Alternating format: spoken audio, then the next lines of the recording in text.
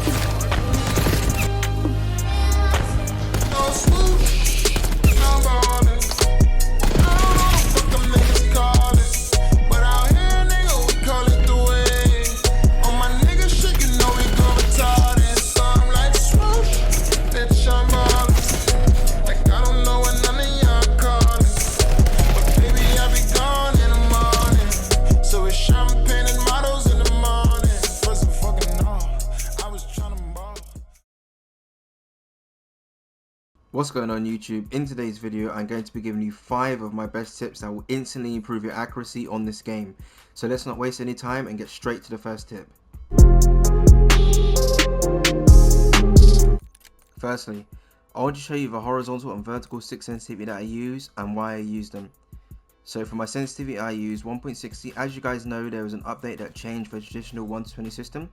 I'm going to put on screen now the equivalents. Anything between 1.05 and 1.78 is a sweet spot in my opinion. I personally play on 1.60 because it allows you to be fast and not too slow at the same time. This helps a lot with centering, but we'll come back to that later. This is also the sensitivity that LAT Scrap uses, and he's one of the best ARs in the league right now. However, if you feel like 1.60 is too fast, because for some it might, I recommend trying 1.40, it's good middle ground. For the dead zones, this isn't going to impact your aim too much, but it will help with how much input you are having to put in your controller to perform a certain action. So for my left and right stick min I have 4, but if you have bad stick drift, increase both sides until it's playable. One of the most important settings is the left stick max. Make sure this is anything between 60 and 75 because this is going to be the stick you're going to be using for movement and some aiming, but we'll go into more detail about that later. I use 65 if you want to copy mine. And for the right stick max I have 90, which is pretty much default as it's not that important. And lastly, for L2 and R2 button dead zones, I believe that's LT and RT for Xbox, make sure both of these are on 0, so it takes near enough no input to aim down your sight and fire your weapon. For the sensitivity multiplier, make sure this is on 1, which is the default, and for target aim assist, make sure this is 100% turned on. Under advanced aiming settings, for ADS sensitivity transition timing I have gradual. But honestly, instant is pretty good too, just depends if you don't mind your ADS sense to apply it immediately when aiming down your sights. If you don't mind then go for instant. I've tried both and I use gradual personally. For aim response curve type, dynamic, as it's going to make you the most snappy when aiming onto a target. All the pros use this, so it's quite a big setting. And for custom sensitivity per zoom, have this on. And for the first two, have 0.8. This will make tracking your opponents on this game way easier. If you have a monitor that supports 120Hz, make sure this is ticked for that smoother experience. For the first 3, make sure they're all off because this will interfere with your game visually, making things a lot harder to see. If you can't see what you're shooting at, it's going to make it impossible to be accurate. For Fidelity FX cast, nothing over 80 on console because you can actually lose frames. For FOV, I have 103 on multiplayer because it's not too zoomed out. I'll go for anything between 95 and 105 so that you aren't too restricted. Have ADS FOV on affected so there's less visual recoil when shooting. And have the weapon FOV on wide so your gun is visually smaller. And then for first person camera movement, have this on the least, which is 50%, to alleviate some distraction. Under interface, go to gameplay HUD. The only thing you need to change is your crosshair. Make sure this is on static and then show more and have the scale on either larger or largest, so you can see your dot clearly when centering. As for the rest, leave them on default except from crosshair color. This is a cool feature that they added this year that allows you to change the color of your crosshair unless you don't want to, which is absolutely fine. If you have difficulty picking the color, go for red as it stands out. Right guys, moving on to the second tip. So shooting bots is probably the best way to warm up before hopping into a ranked game. You can also work on your aim using this method, which will get your accuracy more precise over time. I'm now going to show you how I would set this up so you guys can get practicing right away. Right guys, I'm going to show you how I would set up my bots.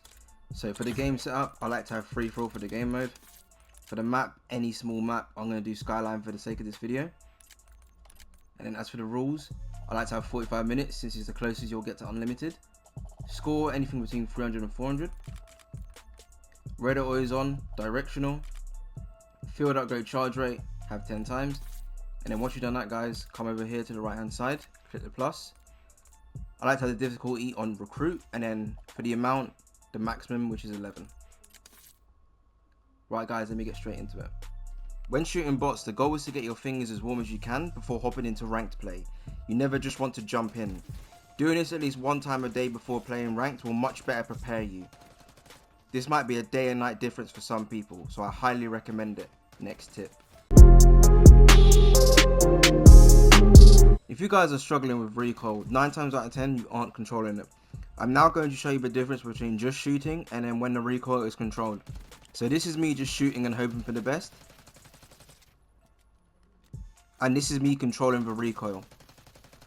Do you guys see the massive difference?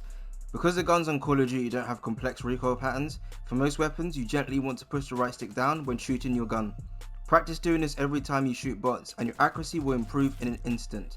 One thing I use that helps me with my accuracy are something called Kontrol Freaks. I use the high rise on, which is the longer one on my right analog stick. They give you an advantage in gameplay by increasing the controller's arc distance and maximizing agility, accuracy and grip. So I highly recommend them. I've put a link in the description of the ones I have, so go and check them out. Another method to control recoil is by single tapping your gun. Sometimes it's actually better to not just hold down on the trigger but tap it a couple of times. On this game, some attachments actually benefit from it. For example, on my aims class, the ported compensator gives you first shot recoil control. So this technique is definitely something you should add to your game. Moving on to the next tip. You always want to have excellent centering because it makes you more prepared and allows you to be more precise in gunfights, hitting those higher damage multipliers. One little trick that will immediately improve your centering is keeping that little dot in the middle of your screen. You never want it in the sky or to be pointing at your feet. The reason why it needs to be in the center is because that's the level enemies' chest and head areas are. So shooting them there will kill them much faster, and sometimes you might naturally get headshots giving you maximum damage. You can honestly practice this technique against the bots. That's what I did and my centering got way better. And once you get more comfortable with that, you can then start anticipating with your dot where the opponents will come, so you'll perfectly be centered for the occasion. Right, now for my final tip. Finally, I'm going to be letting you in on a couple secrets to get the most out of aim assist on this game, and trust me, it's a literal aimbot. The first method is something called left stick aiming. Let me show you what this is.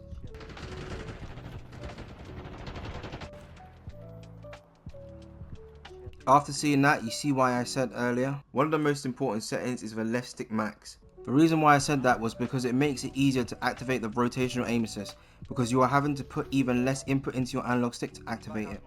Lastly, the second method is something called crack aiming. This is when you aim in and out of your sight. A pro by the name of Dashi uses this, and I'll tell you why.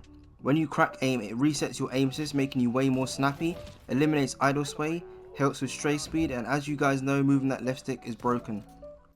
Anyway YouTube, that's going to do it for today's video. I really hope you implement everything I mentioned so that your accuracy does improve. I'll be making this into a series, so stay tuned for more. See you in the next one.